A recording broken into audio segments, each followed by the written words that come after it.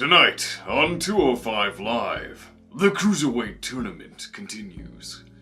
Can the leader of the Lucha House Party beat the premier athlete?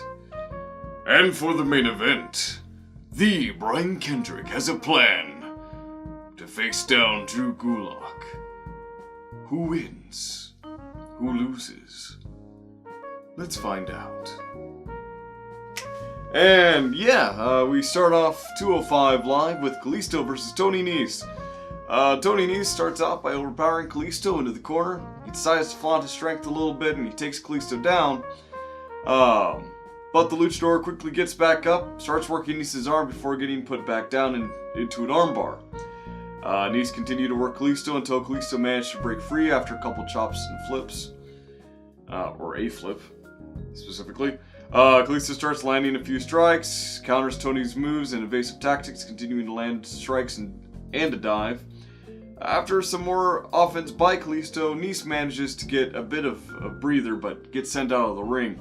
Kalisto responds with a dive attempt. Tony Nese reverses, Kalisto avoids. After some acrobatics by the two, Nese gets a backdrop past the stairs on Kalisto. After this, Nese gets his offense back in on Kalisto, with Kalisto trying to return blows but unable to break Tony Nese away. Nese gets Kalisto back in the ring, but the hold is broken, giving Kalisto room to start laying in some enziguris and Hurricane Rana. Kalisto then hits a basement Hurricane Rana, is unable to capitalize on the pin. Nese tried to take down Kalisto on the top turnbuckles, but is pushed away. He rushes. Oh, hold on a second. Was pushed away. He rushes back in with a strike to the face. Tries to go for a suplex, but Kalisto manages to stop it. Goes for the Salida del Sol, but is German suplexed off the top turnbuckle. Nese then attempts a 450, but Kalisto moves out of the way and then responds with a 450 of his own. He goes for the pin, but Nese gets his foot up on the ropes.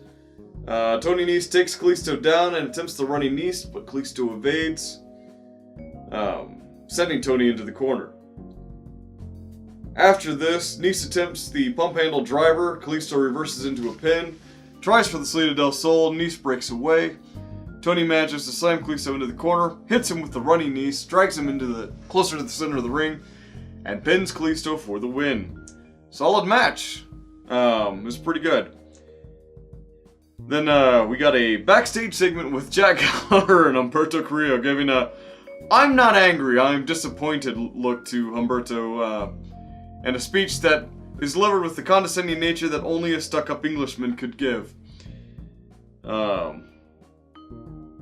Saying that, well, there's nothing necessarily wrong with what he did, going for a high-flying move.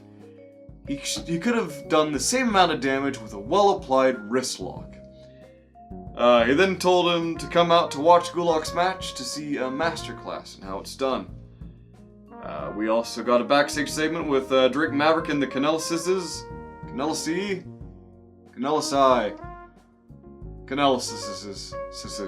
Yes, saying he was still impressed despite his loss, having driven Cedric Alexander to his limit.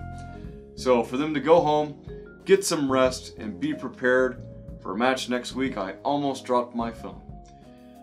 And then we get to our main event. It's Drew Gulak versus the Brian Kendrick. Kendrick carefully walks around Gulak. The two stare down, kind of gauging each other's strengths or gauging the next move. And it makes it feel like two experts in the ring. Kendrick begins with a quick takedown, but the two break away pretty fast. Gulak gets caught in a chin lock, but reverses it into a pin attempt. The two continue their ground game after a slight break, with Gulak working both the left leg and arm of Kendrick. After a tussle, Gulak wrenches his foot, but Kendrick reverses into a face lock. Gulak breaks by getting to the rope. Kendrick then gets frustrated and moves into strike, but is caught in a surprise German suplex. Drew works the right arm and leg this time, wrenching them back. Brian reverses into a backslide, but Drew maneuvers and gets him into an ankle lock. Kendrick manages to roll out to the ropes. Drew hits him with the clothesline, but Kendrick kicks out of the pin. So, Drew decides, I'm just going to keep working every part of the body until I weaken you enough to get you into the Gulak. And he does that. He uses a few strikes, but soon receives a few strikes of his own, takedown into an armbar. Gulak counters the armbar, starts working the hand, crowd starts chanting, "This is boring," and this is where the match starts to fall off the deep end. I wouldn't say the deep end, but the crowd fell off the deep end. They didn't care for this match, and I understand it. The casual fan doesn't really appreciate submission style wrestling because it's not exciting unless you understand it somewhat. But the crowd sucked the energy out of this. They booed every near fall. So they try to pick up the pace. Drew isn't the kind of guy who has a pace to pick up, though. He's a submission specialist. That's what he does. And they start focusing on strikes, but the crowd keeps losing enthusiasm. Drew hits a suplex. Kendrick kicks out of the pin. They then start exchanging strikes and suplexes. Drew gets Kendrick on the ground, starts stomping his head on the apron, which, as we all know, is the hardest part of the ring. Anyway, Drew gets his Gulak countered into a pin. Drew kicks. Kendrick gets him into the captain's hook. Drew struggles for a while to break free. He does so. He hits a powerbomb. But again, Brian kicks out. The crowd is completely turned on this match, even booing Kendrick after he kicked out of that. Two scuffle a bit more, but Drew gets him into the Gulak. Brian passes out and the crowd cheers. The crowd cheers. And Gulak is not the face in this match, because they decided to suck all the life out of it. I mean, it's really down to the fans. Fans don't appreciate submission wrestling. They like high flyers. They like excitement. They don't see the appeal in observing technical proficiency or the skill that's required to really pull off submission wrestling, because it's not exciting in and of itself. But yeah, that was kind of disappointing to have a crowd like that. But all in all, I liked the main event. It was good. It wasn't anything to write home about. I think they could have really popped the crowd if Kendrick was hitting like sliced bread number 2, or giving some more high flying maneuvers, because Kendrick can do that. But yeah. All in all, I'm going to give 205 Live a B-. I think that's a fair grade. It was good. It wasn't great. It wasn't a solid B either. But the poll is right up here, and you can grade and let me know what you think of it. But yeah, let me say submission wrestling is hard to appreciate for some people. But it's time to get ready for the NXT review, so I'll be right back. Tonight on NXT, does DIY reunite?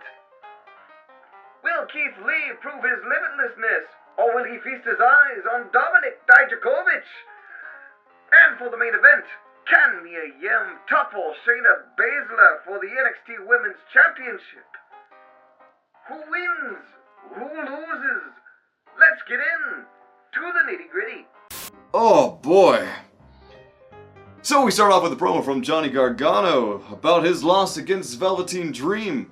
And before he could say what he figured out about what was missing, Ciampa walks out and talks through to Johnny about joining him in the Dusty Rhodes Classic. Johnny agrees. Two shake hands. We get a backstage segment later with Candice LeRae being very disappointed in Gargano, but Gargano's like, "Trust me, I have a plan. She's like, ugh. Frustrated with Johnny's very fragile ego. Then we get into the first match of the night, and it's Tanara Conchi. Tanara Conchi and Jaya Lee. So you got a great martial arts duo there. Vanessa Bourne versus Vanessa Bourne and Aaliyah. Let me English right. Denara starts by dominating Vanessa Bourne with a number of kicks and judo tosses, getting a hanging knee bar when they were near the ropes, and pulling Aaliyah down after Vanessa breaks free because of the 5 count. As Denara's trying to get back into the ring, Aaliyah grabs onto Conti, giving Vanessa a moment to start getting some offense in. Much to the hatred of the NXT crowd. She got some real heat on that one, because I guess people liked Denara Conti, which I don't blame them. After getting Denara Conti into the corner and tackling her there, she tags in Aaliyah, and the two perform a double suplex. They fill the pin. Aaliyah gets Denara into a straitjacket. Conti breaks free from Aaliyah and manages to tag Xia Li, who immediately begins striking at Aaliyah. After throwing Aaliyah into the rope, Vanessa gets tagged in, of whom clotheslines Xia Li, who had no idea of the tag. The two dual team Xia Li and get the pin on her. It was a short, brief match. I guess they were really wanting to showcase Vanessa Bourne and Aaliyah instead of the more, I guess, exciting, in my opinion, exciting to watch duo of Xia Li and Denara Conti. Although I think they could do more with them in the future. Yeah. But anyway. We get a video of Velveteen Dream being interviewed in the parking lot when he gets interrupted by the Undisputed Era, where Kyle O'Reilly calls him the Velveeta Dream. Fun fact, I made that joke over a year ago, Kyle. Get on my level. I mean, joke-wise, you're athletically above my level, obviously. They get into space, and Dream just pretty much tells them that he doesn't have time for them. Which I was like, what? Everyone has fun. But again, we also go to Bianca Belair and Io Shirai arguing because reasons. And then we get to a very fun match until the end. It's Dominik Dijakovic versus Keith Lee. Keith Lee comes out to a new theme song, which I'm still not sure about. And the two get started with carefully figuring each other out in the middle of the ring. The two tie up with Dijak getting Keith into a headlock. Working him before Keith pushes him to the ropes. Dijak goes for a clothesline, but it doesn't budge Keith Lee in the slightest. The two exchange attempts at a clothesline, but Lee swiftly avoids and jumps over Dijak. Dominik tries to monkey flip Keith, who lands on his fucking feet like it's goddamn nothing. That was impressive. Dijak hits him with the chop. Keith brushes it off and then just does that double chest slap that he does. What was it? I think Mauro called it like the Magnum. Ladies. Lee gets a boot to the face and a diving elbow to the head. Dijak starts to control the next few moments until they exchange a couple more strikes, with Dijak getting knocked down. Keith rushes and pounces Dominik into the corner. Dominik gets back up and hits him with an elbow. Keith attempts to counter with his other strikes, but is promptly chokeslammed into the mat. Keith kicks out, counters the diving elbow, and one palm slams Dominik into the ground. Dijak kicks out. Two exchange some more offense in the corner, with Dijak delivering a tornado kick to Lee, which sends him off the apron.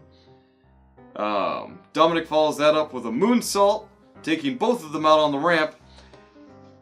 And the two are unable to make it back by the count of 10. Does that sound like a weird way to end this match? Yes. You would expect this kind of result in a longer match. This wasn't a very long match. I didn't go and time it, but it was maybe, what, 10 minutes, if that? Yeah. Anyway, the crowd was booing this end. They wanted the fight to continue. It didn't feel like the right time to end that match. And during the replay session, crowd was chanting very loudly, "We want Regal." But Regal never showed up. But it isn't over until it's over, not for Keith Lee. Him and Dijak get back in the ring. Dominik decides, I'm going to go ahead and back out of this. I'll see you later. So we'll have a follow-up match on that. We get some announcements. The Dusty Rhodes Classic is roster is announced with DIY, Rico Chet and Aleister Black, Mustache Mountain, Lorcan and Birch, the Forgotten Sons, Fabian Eichner and Marcel Bartel, the Undisputed Era, and the Street Profits. And then after that, we get an interesting segment. An announcement is made.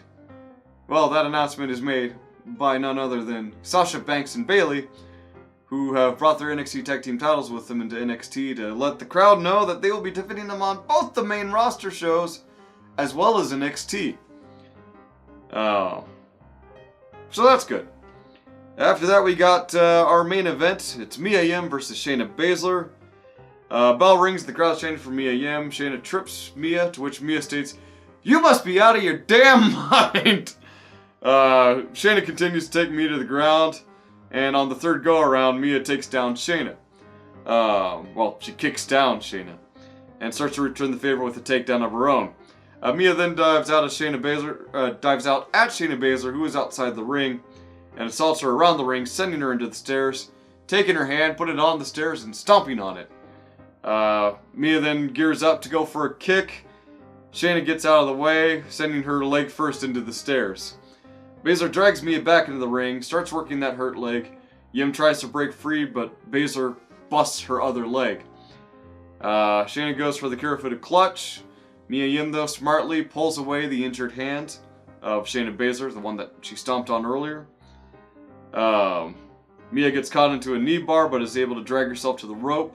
She gets back up on the apron, goes through the ropes, gets Shayna into a tornado DDT, but is too worn down to pin or to even get over to Shayna. She goes to get prepped for a kick, but trips on her own hurt leg. Shayna smiles and figures out she's got this match in the bag. Shayna gets ready. Mia's on her knees going, "Come on, give me your knee!" So Shayna obliges, foolishly, and gets rolled up. Unfortunately, Mia's unable to really capitalize on this, and Shayna kicks out. Mia hits her finisher on Shayna, but is unable to cover Baszler in time to successfully pin. Shayna returns the favor with a gut wrench slam. Mia kicks out. Shayna goes for some kicks, but gets caught and powerbombed. Shayna kicks out of that. Shayna kicks Mia, gets her into the Kirifuda clutch, forcing Mia to tap out. This was a very weird episode of NXT. I mean, the main event was good. Keith Lee versus Dijak match was great until the end, and the opener felt too brief. A lot of these matches felt too short. Like they could have trimmed away the fat of some of the promos here to give more time to these matches. Keith Lee versus Dijak could have been 20-25 minute match if they wanted it to. None of it felt like it went on as long as it should have. The main event was okay. I mean, well, it was good. We didn't worry about any interference. Shayna won by her own merit alone. But once all said and done, it was very strange. All in all, I'm going to give NXT a B-. And also, the poll's up there, so if you disagree or agree with me on either of these grades, please let me know. Or leave a comment down below. Hey, that rhymes. Hit like, hit dislike, hit subscribe while you're at it, because we're here almost every single week. Well, we are here every single week. But yeah, this has been Real Honesty without John Ritland. I am not John Ritland. I am the Derbinator. And you have a great night.